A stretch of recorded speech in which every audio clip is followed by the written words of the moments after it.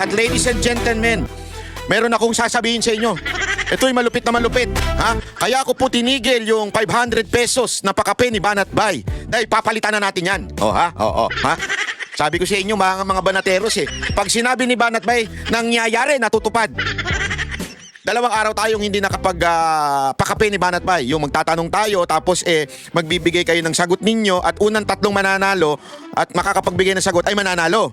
O may tig pa 500. Kung dati tinatawag nating pakape ni Banat Bay yan. Ngayon po ang tawag na natin diyan, Noche Buena ni Banat Bay. Yo!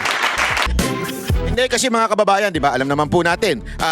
Sabi ng pamahalaan ni Marcos, Noche Buena daw ay 500. Oh. Na-predict na natin yan, ha? Na-predict na natin yan noon pa na yung pakape ay magiging Noche Buena. O, di ba? Patindi. Buti pa si Banat Bay.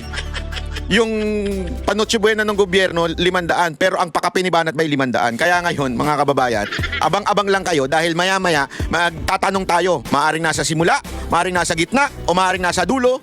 Basta mag-abang lang kayo. Magtatanong tayo para po matulungan naman natin yung ating mga kababayan na magkaroon ng Noche Buena sa Pasko na ito. Yo, palakpakan.